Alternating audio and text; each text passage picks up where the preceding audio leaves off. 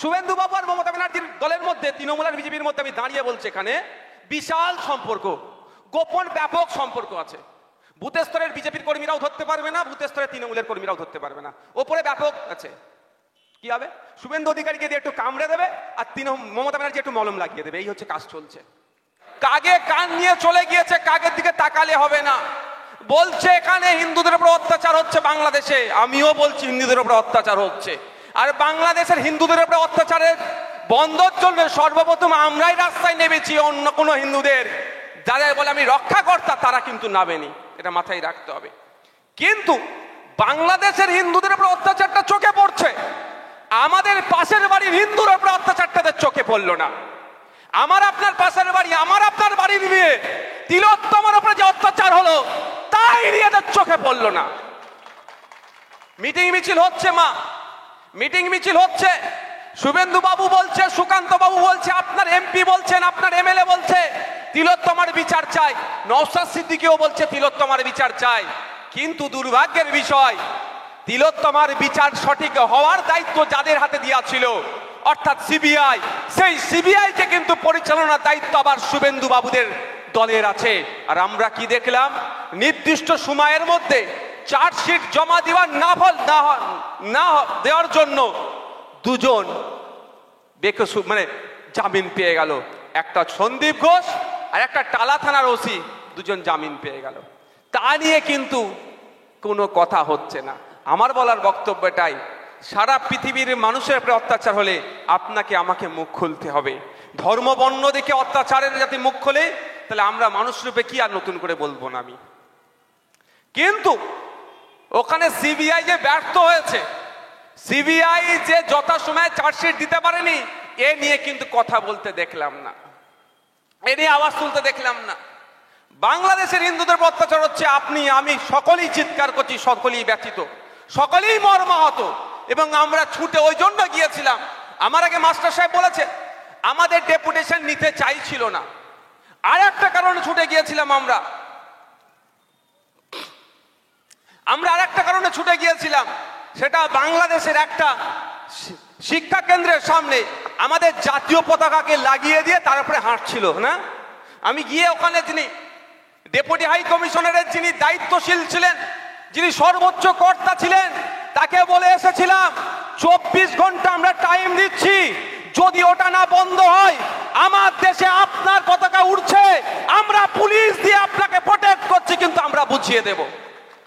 ওটাও বলে এসেছিলাম যে পতাকার জন্য, যে পতাকার মান শানের জন্য হাজার হাজার লাখো লাখো আমার ঠাকুর হরিচাঁদ গুরুচাঁদ ঠাকুরের অনুসারীরা, আমার ফুরফুরা পীর আবু বকর সিদ্দিকের অনুসারীরা, যা ধর্ম বর্ণ নির্বিশেষে বিনয় বাদল থেকে শুরু করে, বিরসা মুন্ডা থেকে শুরু করে, আশফাক উল্লাহ থেকে শুরু করে, ভগৎ সিং থেকে শুরু করে লাখো লাখো মানুষ কারো আত্মত্যাগ আত্মবলিদানের মাধ্যমে যে আমরা পতাকা পেয়েছি, যে সম্মান আমরা পেয়েছি, সেটা বাংলাদেশের জমিনে অপবিত্র মানে অসম্মান করবে, এটা আমরা মেনে নেব না বলে এসেছিলাম। এ কারণে ছুটে গিয়েছিলাম এখানে হিংসা বন্ধের জন্য, আর আমার দেশের পতাকার সম্মান যাতে কোনো রকম ভাবে ভুলণ্ডিত না হয়। কারণ দেখুন, আমরা যখন হাই কমিশনারে ডেপুটি হাই কমিশনারে আমরা ডেপুটেশন দিতে গিয়েছিলাম, ওখানে কোন লেভেলের অফিসার ছিল না, শুধু সিপি স্যারের আসতে বাকি ছিল, ডিসি স্যার ছিলেন, তার নিচে এসি স্যার ছিলেন, আবার যারা লোকাল ইন্সপেক্টর অনেক স্যারেরা চলে এসেছিলেন, শুধু হয়তো সিপি স্যার আসতে বাকি ছিল। তাহলে কেন এসেছিল? বাংলাদেশের যেখানে দূতাবাস বা হাই কমিশনারের ডেপুটি হাই কমিশনারের যে ভবন আছে তাদের না কোনো অসুবিধা হয়, তাই জন্য তো নাকি। তাহলে আমরা আমার দেশের নাগরিকরা, আমার দেশের সরকার বাংলাদেশের অফিসারদেরকে যদি এত প্রোটেক্ট করে, তাহলে বাংলাদেশের ইন্টেরিয়াম গভর্নমেন্টের উচিত হবে আমার দেশের পতাকাকে সম্মান করা। এটা বলে এসেছিলাম। এক ধারে যেভাবে ওয়াকফ সম্পত্তি নিয়ে আওয়াজ তুলি, একই সাথে দেবত্ব সম্পত্তি তৃণমূলের আমলে চুরি হয়ে যাচ্ছে, ওগুলোকেও ফিরিয়ে নিয়ে এসে মন্দিরকে আবার ফিরিয়ে দিতে হবে, এই আওয়াজ আমি তুলি ওখানে। আর রাগ ওই জন্য আইএসএফ এর উপরে। আর আমি আজকে আমাকে পারমিশন পেতে বা প্রোগ্রাম করতে কোনো সমস্যা হতো না। এখানে এসে যদি শুধু আমি মুসলিম মুসলিম মুসলিম করতাম, তাহলে একটা শ্রেণীর রাজনৈতিক দলের ফায়দা হয়ে যেত। কিন্তু আমরা দেখছি শুধুমাত্র আমাদের রাজ্যের কথা যদি বলি, মুসলমানরা শুধু বঞ্চিত নয়, যে কথা বলতে পারছে না, যার হয়ে বলার লোক নাই তারাই বঞ্চিত। আর ইন্ডিয়ান সেকুলার ফ্রন্ট তৈরি হয়েছে বঞ্চিত মানুষের হয়ে কথা বলার। সে মুসলমান হতে পারে, নমশূদ্র হতে পারে, দলিত হতে পারে, আদিবাসী হতে পারে, মতুয়া সমাজের মানুষ হতে পারে, দেখার প্রয়োজন নাই। অত্যাচারী যারা অত্যাচারের শিকার হচ্ছে তাদের পাশে দাঁড়াবে আইএসএফ। ওই জন্যই তুই ভয়। শুভেন্দু বাবু প্রোগ্রাম করবেন, প্রোগ্রামের পারমিশন নিয়ে কোনো সমস্যা হবে না, প্রোগ্রাম করতে দেবে। আর নওশাদ সিদ্দিকীরা প্রোগ্রাম করতে গেলে কোর্টে চলে যায়, অ্যাডভোকেট জেনারেলকে দাঁড় করিয়ে দেয়, সেখানে দাঁড়িয়ে বলে প্রোগ্রাম করতে পারে, নওশাদ সিদ্দিকী আসলে হবে না। আরে ভাই, আপনারা বলতে পারবেন কেউ আমার রাজনৈতিক জীবনটা অতি অল্প?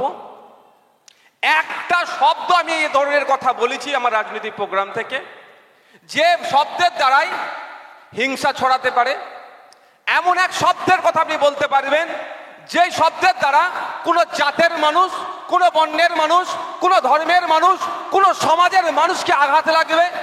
পারবেন না, আমি চ্যালেঞ্জ করে বলছি। তারপরেও নওশাদ সিদ্দিকীকে কেন আটকাতে হবে? নওশাদ সিদ্দিকীকে আটকাবার কারণ এটাই যে আপনি রমজান মাসে মাথায় ঘোমটা দিয়ে ইফতার করতে পারেন, কিন্তু ওই ইফতারের ফল যারা কিনছে ওই ফলের দাম আপনি কমাতে ব্যর্থ, এটা বথরিয়ে দিই বলে। আপনি হরিচাঁদ গুরুচাঁদ ঠাকুরকে নিয়ে অনেকে মিষ্টি মিষ্টি কথা বলতে পারেন, হরিচাঁদ গুরুচাঁদ ঠাকুরের কে যারা মান্যওয়ালা তাদের অধিকার চুরি হয়ে যাচ্ছে, আপনি চুপ করে বসে থাকেন, এটার জন্যই রাগ। আপনি বিরসা মুন্ডাকে নিয়ে অনেক মিষ্টি মিষ্টি কথা বলতে পারেন, পণ্ডিত রঘুনাথ মুর্মুকে নিয়ে অনেক ভালো ভালো কথা বলতে পারেন, কিন্তু ফিফথ শিডিউল ইমপ্লিমেন্টের ব্যাপারে আপনি কথা বলেন না, সেটা ধরিয়ে দিই বলে আমার উপরে এত রাগ, আইএসএফ এর উপর এত রাগ। ভাবতে হবে কেন আইএসএফ কে আটকাতে চাইছে। আপনার অধিকারটা, আপনার যেটা প্রাপ্য আপনার পাচ্ছেন না, সেটা ধরিয়ে দিচ্ছি। আপনারা শুনলে অবাক হবে, আমি বারবার এ কথা বলি, আজকেও বলছি। এই 700 সাথী কার্ড একটা হয়েছে না প্রজেক্ট, ওটা লুটে খাওয়ার জায়গা হয়েছে। প্রাইভেট হসপিটালগুলোতে লুটে খাওয়ার জায়গা। এটা আমি বলছি না, মমতা ব্যানার্জি বিধানসভায় বলেছে 700 সাথী কার্ডের স্ক্যাম হয়েছে, আমরা খোঁজ চালাচ্ছি। তাহলে আমি আমার কথা বলছি না। এখন পর্যন্ত প্রায় 70 লক্ষ মানুষকে নাকি পরিষেবা দিয়েছে। এই তথ্যের কতটা গরমিল আছে আমি জানি না, কিন্তু কত টাকা খরচ হয়েছে একটু আপনাদেরকে জানতে হবে। 10,000 কোটি টাকা। কত টাকা বলুন না? 10,000 কোটি টাকা এখন পর্যন্ত খরচ হয়ে গিয়েছে আপনার আমার ট্রিটমেন্টের জন্য, 700 সাথী কার্ডের মাধ্যমে যারা ট্রিটমেন্ট করেছেন তাদের জন্য। কিন্তু আমাদের লড়াইটা কোথায় একটু বুঝতে হবে। কেন আমাদেরকে আটকানোর চেষ্টা হচ্ছে? অন্যান্য এত রাজনৈতিক দল আছে, আইএসএফকে আটকাও কেন? আমাদের বক্তব্য হচ্ছে বনগার একটা খেটে খাওয়া মানুষ, দিন আনে দিন খাই, সকালে উঠলে অটো স্ট্যান্ডে গিয়ে অটোটা লাগাই, বনগার ওই মোটটার নাম কি ছিল দেখলাম, অনেক অটো লাগানো আছে, এ করে ভ্যান চালায়, রিক্সা চালায়, মাঠে কাজ করে। এই মানুষকে চিকিৎসা পরিষেবা নিতে কোথায় যেতে হয় এ বলুন? আপনার ব্লক হসপিটালে হয়, আপনাদের জেলাতে হয়, কোথায় যেতে হচ্ছে? একটু হেভি হয়ে গেলে কলকাতায় ছুটে যেতে হচ্ছে। কলকাতাতে গিয়েও কিন্তু আপনারা বেড পান না। অ্যাডমিশন করাবার দরকার হলে হন্য হয়ে ঘুরতে হয় আপনাদেরকে। আর পাশে কিছু দালাল ছাড়া আছে এই রাজ্য সরকারের, আমি মনে করি দালালগুলো রাজ্য সরকার পুষে রেখেছে। আমার কথা রেকর্ড হচ্ছে, এখানে এত ক্যামেরা হচ্ছে, একটা ক্যামেরার ভিডিও কিন্তু মমতা ব্যানার্জির কাছে যাবে আমি জানি। সেই ক্যামেরার মাধ্যমে বলছি, হ্যাঁ রাজ্য সরকার আমি মনে করছি দালাল পুষে রেখেছে হসপিটালগুলোতে, কারণ দালাল রাস্তা বন্ধ করছে না। হন্য হয়ে আপনাদেরকে কি করতে হয়? বেড পান না আপনারা, 30,000 40,000 টাকা দিলে আবার বেড পেয়ে যান। ভাই ভুল বলছি নাকি? কিন্তু এটা বন্ধ করার আমি ফর্মুলা দিয়েছিলাম, যাক বন্ধ করার আগে আসছি। প্রথম হচ্ছে এখানকার একটা ভ্যান চালক যদি কলকাতায় যায়, ওই দিনে তার রোজটা গেল তো। একটা যদি কৃষক যায়, একটা ডেলিভার যদি যায়, সেই দিনকে তার টাকাটা ইনকাম বন্ধ হয়ে গেল। কলকাতায় যাচ্ছে গাড়ি ভাড়া, এমনও মানুষ আছে তার গাড়ি ভাড়া দিয়ে যাওয়ারও সামর্থ্য নাই, তাহলে একটা খরচ হচ্ছে। ওখানে গিয়ে গ্রামের মানুষ শহরে গিয়ে, শহরের স্বাভাবিকভাবে ভাই সম্ভব নয় শহরের সাথে পেরে ওঠা। গ্রাম থেকে গ্রামের মানুষ অনেক সহজ সরল হয়, তো ওখানে গেল, ওখানে গিয়ে এমার্জেন্সিতে হ্যান ত্যান ঘুরতে ঘুরতে কারো হয়তো অ্যাডমিশনের প্রয়োজন হয়ে গেল। আচ্ছা, এটা বলছে আপনাদের খারাপ লাগছে নাকি? চোর ডাকাতকে আমরা ভালো করেই জানি ভাই, কিন্তু কোন জায়গায় আপনার আমার চুরি হয়ে যাচ্ছে এটা ধরতে হবে।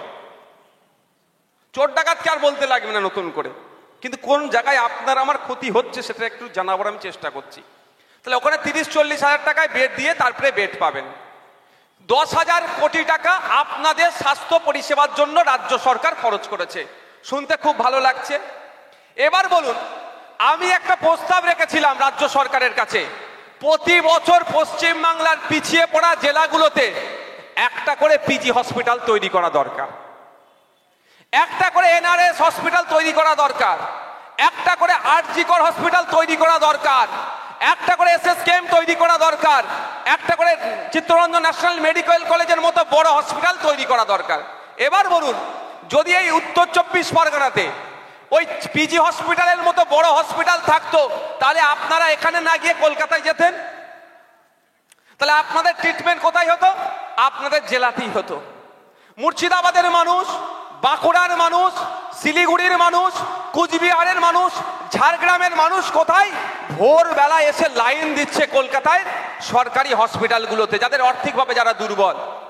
তাহলে সেই সমস্ত জেলাতে যদি একটা করে পিজি হসপিটালের মতো বড় হসপিটাল থাকতো, তাহলে এখানকার খেটে খাওয়া শ্রমজীবী মানুষগুলোকে ভোরে গিয়ে লাইন দিতে হতো না, এখানে কাজ মিটিয়ে গিয়ে তারা একটা রোজ কাজ করে গিয়ে ওখানে পরিষেবাটা পেত। এই লড়াইটা আমাদের। এবার দেখুন, 10,000 কোটি টাকা এরা খরচ করতে প্রস্তুত আছে, কিন্তু 10টা পিজি হসপিটাল করতে না, এটা করবে না। এই আমাদের পাশেই তো নদিয়া জেলায় ওটা কোন এতে হয়েছে এমস করতে কত খরচ? সম্ভবত 1,000 কোটি টাকার প্রজেক্ট। কল্যাণী এমস করতে 1,000 কোটি টাকা বরাদ্দ হয়েছিল। তাহলে বলুন, আমি যদি কল্যাণী এমসেরই উদাহরণ দিই, তাহলে এই 10,000 কোটি টাকাতে কটা এরকম এমস তৈরি হতো? 10টা এমস তৈরি হতো। 10টা জেলার মানুষকে কিন্তু স্বাস্থ্য পরিষেবা নিয়ে আর ভাবতে হতো না। কিন্তু এটা না করে আপনাকে স্বাস্থ্যসাথী কার্ড দিচ্ছে, আপনার ব্লকের হসপিটালটাকে কেন উন্নত মানের করছে না? এর কারণটা কি? এইখানেই তো সমস্যা। এই কারণটা হচ্ছে, যদি ব্লক হসপিটালগুলোতে এক্সরে মেশিন থেকে শুরু করে যে সমস্ত ইকুইপমেন্টগুলো আছে যদি ঠিকঠাক থাকে, তাহলে আর বেসরকারি হসপিটালে গিয়ে চিকিৎসা পরিষেবা কেউ নেবে? বড় লোকও নেবে না, গরিবও নেবে না। তাহলে বেসরকারি হসপিটালগুলোতে মাছি মারবে। খোঁজ নিয়ে দেখুন, এলাকার যারা তৃণমূলের ব্লক লেভেলের নেতা আছে, এলাকার যারা তৃণমূলের জেলার নেতারা আছে, খোঁজ নিয়ে দেখুন বেসরকারি হসপিটাল মালিকদের সাথে এদের কত ভালো সম্পর্ক। দেখে নেবেন, এদের সাথে সুমধুর সম্পর্ক।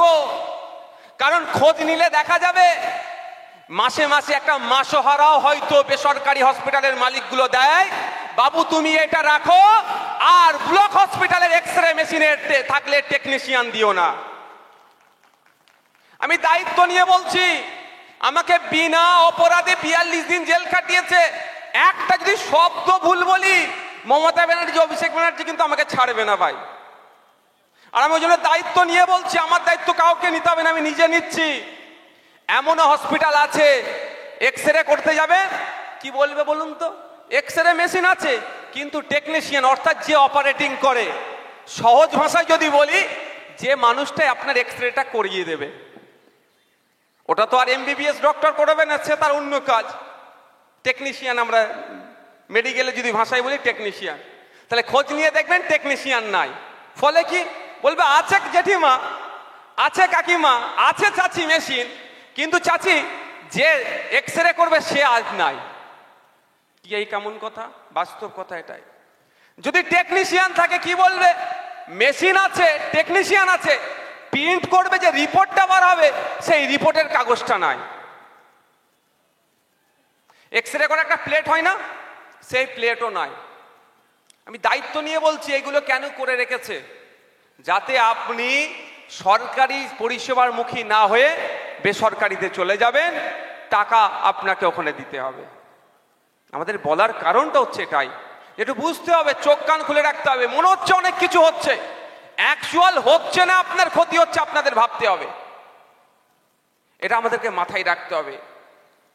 আপনারা অনেকে মাইকের আওয়াজ যাচ্ছে, বিভিন্ন রাজনৈতিক দলের সাথে অনেকে যুক্ত আছেন, থাকাটাই স্বাভাবিক। এটাই হচ্ছে আমাদের দেশের ডেমোক্রেসি, আমাদের দেশের গণতন্ত্র, যে মানুষের স্বাধীন মতামত প্রকাশের পূর্ণ স্বাধীনতা আছে। যার ভালো লাগবে সে বিভিন্ন রাজনৈতিক দল করবে, যদি কারো না ভালো লাগে সে দল করবে না, কিন্তু কেউ কাউকে জোর করতে পারবে না। সেই জায়গায় দাঁড়িয়ে বলছি, একটু আমাদেরকে চোখ কান খুলে রাখতে হবে।